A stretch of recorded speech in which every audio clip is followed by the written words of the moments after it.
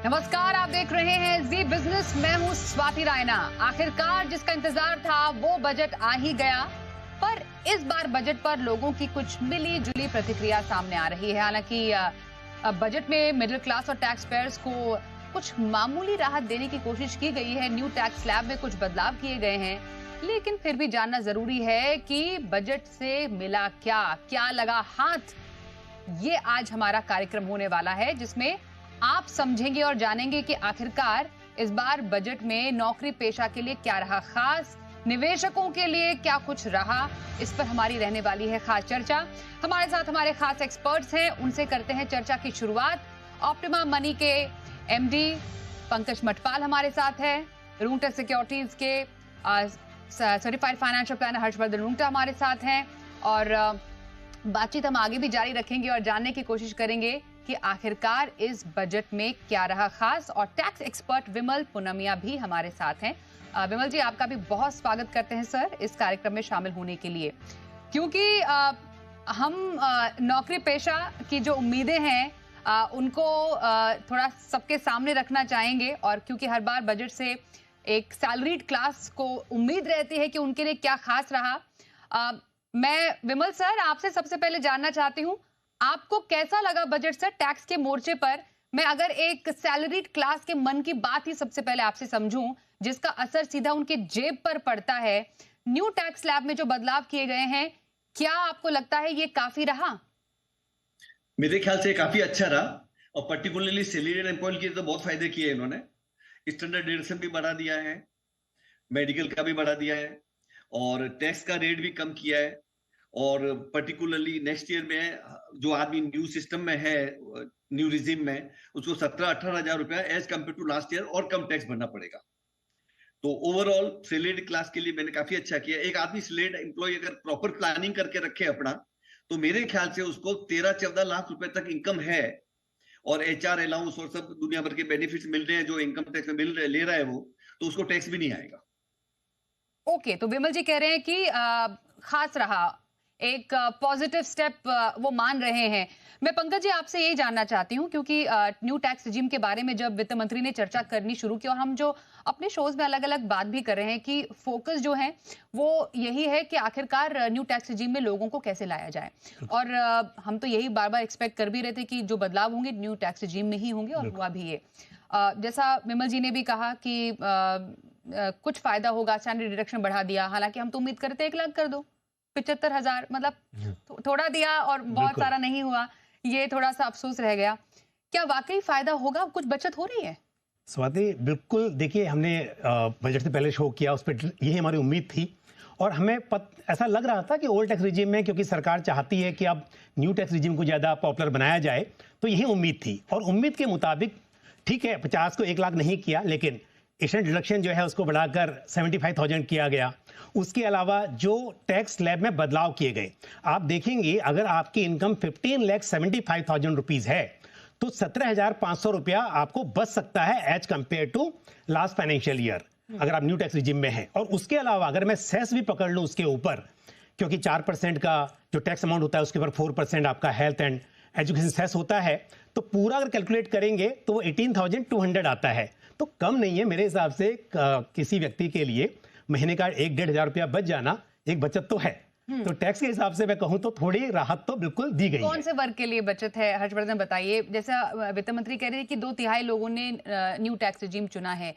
क्या एक जो नौकरी पेशा है, जो इस वक्त हमें देख भी रहे हैं व्यूअर्स, जिनका एक होम लोन चल रहा है, एचआरए वो पे कर रहे हैं, वो ये उम्मीद लगाए बैठे थे कि न्यू टैक्स रिजीम में अगर ये ऐसे कुछ बेनिफिट दे दी जाए तो शायद ज्यादा से ज्यादा लोग माइग्रेट कर जाएं फ्रॉम ओल्ड टू न्यू। लेकिन उन लोगों के लिए तो कुछ मिला नहीं। फायदा किन्हें होगा?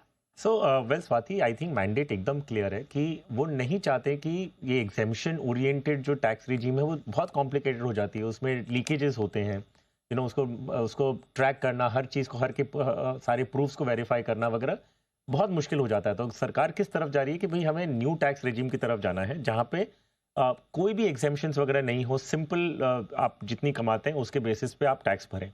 तो वो टैक्स स्लैब्स को वो रिवाइज किए जा रहे हैं इस पॉइंट ऑफ व्यू से, उसे अट्रैक्टिव बनाने के लिए। अभी कहाँ कह रहे हैं कि 2/3 लोगों ने अगर न्यू टैक्स रिजीम में फाइल किया है रिटर्न, तो बाकी के 1/3 जो हैं उनको भी मोटिवेट करने के लिए स्लैब्स में थोड़ी और रियायत दी गई है, जिसमें करीबन 17,500 रुपये का फ़ायदा हो रहा है। सो अगर आपकी इनकम और जो स्लैब के रीजिक हुए हैं अगर हम देखें तो करीबन 7 to 12 लाख का जो बैंड है उसमें सबसे ज़्यादा फ़ायदा मिल रहा है आपको। ठीक है, स्टैंडर्ड डिडक्शन सभी को लागू होता है कि आपको 75,000 रुपीज़ का जो न्यू टैक्स रिजीम में रिवाइज्ड स्टैंडर्ड डिडक्शन के बेनिफिट्स है वो 75,000 रुपीज़ के। लेकिन आपकी इनकम अगर 7 लाख से 12 लाख के बीच में है तो आपको जो स्लैब्स रिवाइज किए गए हैं उसमें सबसे ज़्यादा फायदा आपको वहाँ मिलता है, जहाँ पे आपका जो 10-12 हज़ार रुपए की जो हम देख रहे हैं फायदा जहाँ मिल रहा है वो 7 to 12 लाख की रेंज वालों को ज्यादा मिल रहा है। विमल सर, यही बात हो रही है क्योंकि जो रीजिगिंग हुई है, जो बदलाव हुए हैं टैक्स स्लैब में, वो ज्यादा हम 3 लाख से लेकर 10 लाख 12 लाख तक के जो टैक्स स्लैब रहे हैं वो उसमें रहा है। उसके बाद एक लेवल प्लेइंग फील्ड आ जाते हैं, हमने ओल्ड में भी देखा और न्यू में भी कि 12 और 15 के बाद ज्यादा कुछ फायदा नहीं है। सर, यहाँ पर क्या स्कोप रहा कि हाँ यहाँ पर कुछ रियायत दी जा सकती थी? ऑल्सो क्या इस बदलाव के बाद एक ओल्ड टैक्स रिजीम वाला जो टैक्स पेयर है वो आकर्षित होगा न्यू टैक्स रिजीम के प्रति? नहीं, बिकॉज अगर ओल्ड टैक्स रिजीम से और न्यू टैक्स रिजीम से आप कंपेयर करेंगे तो टैक्स का डिफरेंस 1-1.5 लाख रुपए तक पहुंच जाता है। ओके। अगर मैं ओल्ड ये 17,000 तो सर बता रहे हैं वो तो एक्चुअली लास्ट ईयर से करंट ईयर में डिफरेंस आएगा। इवन पहले भी न्यू था, अभी भी न्यू है।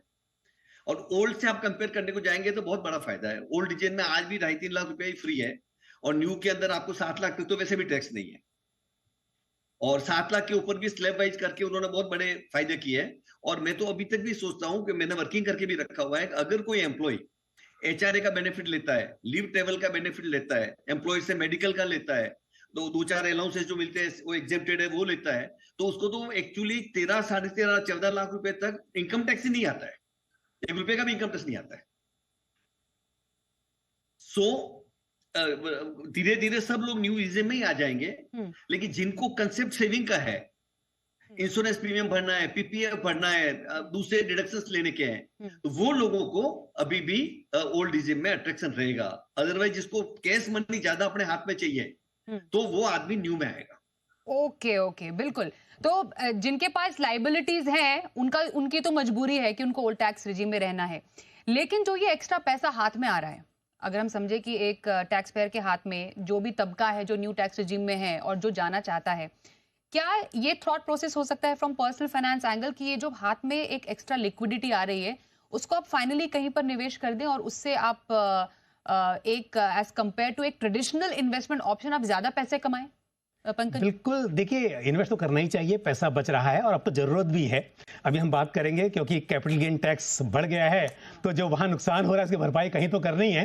तो अगर पैसा बच रहा है यहाँ से तो उसे बिल्कुल आपको इन्वेस्ट करना चाहिए और ऐसे इन्वेस्ट करना चाहिए कि आपको इन्फ्लेशन बीटिंग रिटर्न्स मिल सके, आप जो टैक्स है वो भी कम चुकाएं। तो ये बिल्कुल अच्छी बात है अगर महीने का 1,500 बचता है। और दूसरी बात एक और बताऊंगा कि हम अगर कंपेयर करते हैं ओल्ड से न्यू में, एक साफ बहुत सिंपल बताता हूं, अगर ये 1.5 लाख और 50,000 रुपए जो आपका NPS का है या 1.5 लाख ETC का है तो भी आपका न्यू टैक्स रिजीम ही बेटर होगी। लेकिन अगर ऐसा है कि आपका होम लोन है, पूरा 2 लाख का डिडक्शन वहां क्लेम कर रहे हो, एजुकेशन लोन है उसका भी बेनिफिट ले रहे हो, तब ऐसा हो सकता है कि ओल्ड टैक्स रिजीम आपके लिए सुटेबल हो। Otherwise most of the cases अब आप देखेंगे तो न्यू टैक्स रिजीम ही आपके लिए ज्यादा फायदेमंद दिखाई देगी। तो फिर ऐसे में इन्वेस्टर जो पहले से ऐसी जगह इन्वेस्ट कर रहे हैं, मान लीजिए आप PPF में कर रहे हैं टैक्स बचाने के लिए या ELSS में कर रहे हैं, तो कमिटमेंट तो आपका ये है कि ना मिनिमम आपको इन्वेस्ट करना है, आप कम कर लीजिए लेकिन ज्यादा करके ऐसा इन्वेस्ट कीजिए कि आपका पैसा बढ़े और आपको उससे ज्यादा फायदा हो। और अगर हम एक ATC की बास्केट की बात भी करें, अगर मानिए आप ATC में सिर्फ पैसे बचाने के लिए 1.5 लाख का इन्वेस्टमेंट कर रहे हैं तो शायद ये भी एक थॉट प्रोसेस हो सकता है कि वो एक जो पैसे हैं आप ऐसे एसेट क्लास में डालिए जहां से आपको ज्यादा रिटर्न मिले। तो ये भी आगे आने वाले टाइम में एक शिफ्ट आप देख रहे हैं? सो इनफैक्ट आप देखेंगे तो आप अगर न्यू टैक्स रिजीम में अगर एक इन्वेस्टर या इंडिविजुअल जाते हैं, उनके पास इन्वेस्टमेंट करने के जो अपॉर्चुनिटीज हैं वो फ्री हो जाती हैं, वो लिमिटेड नहीं होते हैं कि भाई ATC के तहत में जितने इन्वेस्टमेंट ऑप्शंस हैं उन्हीं में से चूज करके हमें इन्वेस्ट करना है। सो आज की तारीख में हम कई लोगों को जानते हैं जो निवेशक हैं, वो क्या सोचते हैं कि मुझे इन्वेस्ट करना है लेकिन मुझे टैक्स बचाना है, तो ATC के तहत में जितने इन्वेस्टमेंट ऑप्शंस हैं उनमें से मुझे बताइए कौन सा अच्छा है। हो सकता है कि वो आपके लिए सूटेबल नहीं हो, आपके पास और भी दूसरे ऑप्शंस हैं। सो क्या आप इन्वेस्टमेंट करेंगे नहीं ऐसे प्रोडक्ट में जिसमें टैक्स बेनिफिट नहीं है? No, the answer is not that, right. तो आंसर क्या है कि भाई आपको राइट इन्वेस्टमेंट प्रोडक्ट चूज करना है, भले उस पर टैक्स मिले ना मिले। सो ये आपको न्यू टैक्स रेजिम एनकरेज करता है कि भाई जो आपकी एक्चुअल रिक्वायरमेंट्स है, जिसमें आप इन्वेस्ट करना चाहते हैं, आप वो प्रोडक्ट चूज करके इन्वेस्ट करें। ये नहीं कि 80C में जो डिफाइंड है बस वही प्रोडक्ट्स में से आपको चूज करके करना है। सो द फोकस शिफ्ट होना चाहिए, not for saving tax but for genuine goal goal setting, कि भाई आपके गोल्स क्या हैं, उसके बेसिस पे आप कोई भी प्रोडक्ट जो सूटेबल है वो इन्वेस्ट करें। सो यस, और अभी क्योंकि रिवाइज्ड टैक्स स्लैब्स की अगर मैं बात करूं, फिर से वो जो बात हो रही है कि हमारे थोड़े पैसे बच रहे हैं, तो यस आपको वो इन्वेस्टमेंट में डालना ही पड़ेगा। कारण ये है क्योंकि जो हम पहले एस्टिमेट कर रहे थे, मान लीजिए एक रिटायरमेंट का कॉर्पस एक्यूमुलेट करने के लिए हम म्यूचुअल फंड में इन्वेस्ट कर रहे हैं, हम ये देखते थे कि भाई 30 साल बाद या 15 या 20 साल बाद हमें एक एक्स अमाउंट कॉर्पस के रूप में वापस मिलने वाला है, जिसपे हम 10% टैक्स भरने वाले हैं। अब वो 10% नहीं 12.5% हो चुका है। सो आपके जो एंड कॉर्पस आपके हाथ में आएगा वो और कम हो जाएगा। तो अब उसकी भरपाई आपको अगर करनी है तो आपको इन्वेस्टमेंट अमाउंट आपका बढ़ाना होगा। सो अगर आपकी कोई भी टैक्स रिवाइज स्लैब्स की वजह से अगर थोड़ी भी अगर आपको कैश फ्लो बेटर हो रहा है, तो वो प्लीज फोकस करिएगा कि आपके गोल्स में गोल जब आप अटेन करेंगे उस समय जो कॉर्पस बनने वाला है वो थोड़ा भी कम हो जाएगा। ओके ओके विमल सर, यही हम लगातार जो बार बार चर्चा कर रहे थे और बहुत एक्सपेक्टेशंस थी कि कैपिटल गेन्स पर कोई ऐलान आए। चलिए आ ही गया कैपिटल गेन्स पर ऐलान। इंडस्ट्री मांग कर रही थी कि आप हटा दीजिए, एक पैरिटी लाइए, लिस्टेड अनलिस्टेड इतने सारे नियम बने हुए हैं, लेकिन यहाँ तो कुछ अलग ही हो गया। सर क्या इम्पैक्ट आप देखते हैं जो कैपिटल गेन्स में बढ़ोतरी की गई है? मेरे ख्याल से बहुत बड़ा इम्पैक्ट नहीं आने वाला है, क्योंकि अभी क्या हुआ था, बिल्डर लोग कह रहे थे कि हमारे इधर कैपिटल गेन 20% लगता है लॉन्ग टर्म, शॉर्ट टर्म 30% लगता था, शेयर मार्केट में खाली 10% लगता था, उसमें भी 1 लाख फ्री मिलता था। तो वो सिचुएशन को देखते हुए इन्होंने पूरा सबके लिए एक प्लेटफॉर्म कर दिया है कि भाई सबका लॉन्ग टर्म कैपिटल गेन सीधा 12.5% होगा। आपको 1.25 लाख का डिडक्शन मिलेगा शेयर सिक्योरिटी के लिए, जो प्रॉपर्टी में नहीं होगा। आपको कॉस्ट का जो इंडेक्सेशन मिलता था वो अभी नहीं मिलेगा, और बेसिक आपकी जो रियल कॉस्ट है उसका आपको रिडक्शन मिलेगा। तो मेरे ख्याल से कोई लंबा चौड़ा फर्क नहीं पड़ेगा, क्योंकि 2 साल पहले भी अमेंडमेंट हुआ था। जैसे रियल एस्टेट के लिए सेक्शन 54F है, वहां पे उन्होंने लिमिट लगा दिया था कि आपको 10 करोड़ से ज्यादा अंडर सेक्शन 54 या 54F में डिडक्शन नहीं मिलेगा। तो उसे नॉर्मल आदमी तो इफेक्टेड नहीं हुए थे, पर बड़े बड़े लोग इफेक्ट हुए थे। जैसे मेरा क्लाइंट था, उससे 1100 रुपए में एक लैंड खरीदी दिल्ली में, 4-5 साल पहले 300 करोड़ में बेची। उसका जो भी इंडेक्सेशन उससे लेके पूरा 298 करोड़ रुपए उसने एक नया बंगलो खरीद लिया जू के अंदर, और 1 रुपया भी टैक्स नहीं भरा। तो वो 2 साल पहले अमेंडमेंट हो चुका था 10 करोड़ का।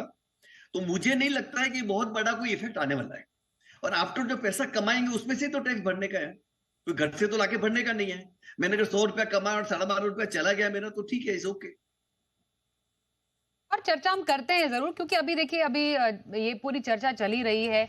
हमें समझने की कोशिश लग रही है कि एक टैक्स पेयर, एक इन्वेस्टर के हाथ लगा क्या इस बजट के बाद, क्योंकि ये चर्चा तो और आगे जारी भी रहेगी, लेकिन होनी चाहिए आपके फायदे की ही बात। इसलिए इस चर्चा को आगे बढ़ाएंगे एक छोटे से ब्रेक के बाद। बने रहिए हमारे साथ।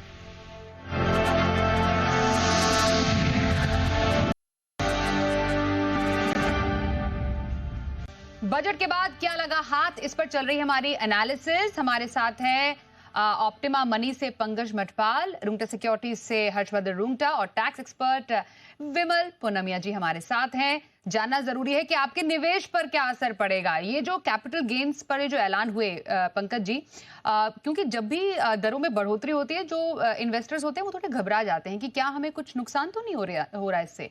तो म्यूचुअल फंड पर कैसा असर है इसका? स्वाति, देखिए असर तो पड़ा है, इसमें कोई शक नहीं है, लेकिन पहली बात तो कहूंगा कि आप अपने गोल के हिसाब से इन्वेस्ट करते हैं और उस पर थोड़ा बहुत टैक्स कम ज़्यादा होता रहता है, पर इसका मतलब ये नहीं है कि अब आप इन्वेस्ट करना छोड़ देंगे।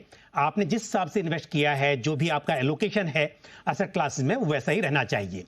पर फिर भी बात करें टैक्स की, तो इक्विटी में देखिए short term capital gain tax जो था पहले 15% था, अब वो 20% हो गया। और जो long term capital gain tax था, क्योंकि पहले 1 लाख रुपए तक का जो लॉन्ग टर्म कैपिटल गेन है इक्विटी पर, वो एग्जेम्प्टेड था, और उसके ऊपर जो आपका कैपिटल गेन होता है उसके ऊपर 10% के रेट से टैक्स एप्लीकेबल था। अब जो एग्जेम्पशन है वो 1 लाख से बढ़ाकर 1.25 लाख कर दिया, और फिर अमाउंट जो भी एक्सीड करता है उसके ऊपर 12.50% के रेट से आपको टैक्स चुकाना होगा। तो ये बात रही इक्विटी म्यूचुअल फंड की, थोड़ा टैक्स ज्यादा लगेगा चाहे शॉर्ट टर्म हो या लॉन्ग टर्म हो। लेकिन यदि मान लीजिए आप गोल्ड में इन्वेस्ट कर रहे हैं, तो पहले ये होता था कि फिजिकल गोल्ड में तो आपको इंडेक्सेशन मिलता था और गोल्ड ईटीएफ में नहीं मिलता था या गोल्ड म्यूचुअल फंड पर नहीं मिल रहा था।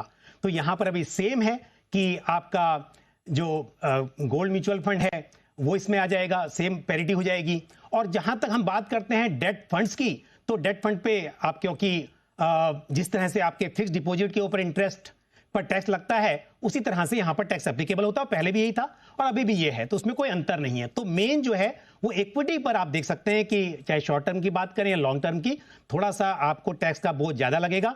लेकिन मैं अगेन रिपीट करूंगा कि आपने जिस हिसाब से गोल सेट किए हुए हैं उस हिसाब से आपको इन्वेस्टेड रहना चाहिए।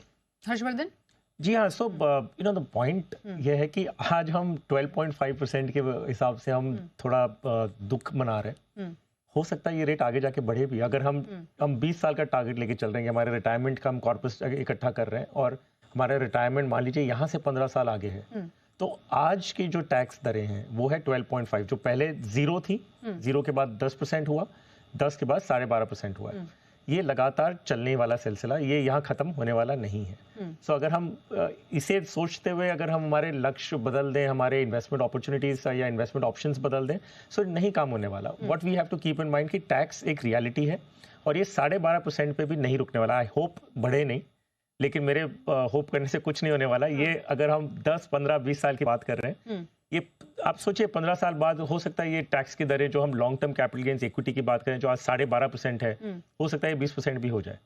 सो जो भी आप प्लानिंग करें उसमें मार्जिन फॉर एरर रखें कि भाई अगर कोई भी बदलाव आता है ये आपको लागू होने वाला है आपके रिडेम्पशन के टाइम पे। तो आपने इकट्ठा कर ली 1 करोड़ 2 करोड़ या 5 करोड़ आपने रिटायरमेंट पे इकट्ठा किया है, ये अनुमान लगाते हुए कि आपका 10% टैक्स लगने वाला था, तो आज ही वो बदल के 12.5 हो चुका है।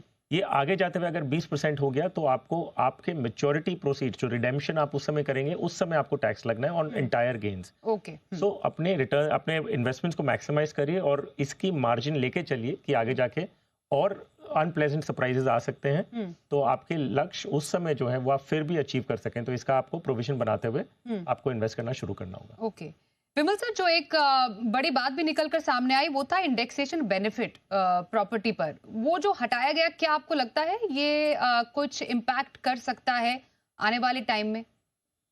टेम्परेरी इम्पैक्ट करेगा, लेकिन मुझे समझो एक प्रॉपर्टी मकान या बेचना है या फ्लैट बेचना है या दुकान बेचनी है, तो बिकॉज मेरे को टैक्स लगने वाला है 12.5%, उसके लिए तो मैं रुकने वाला नहीं।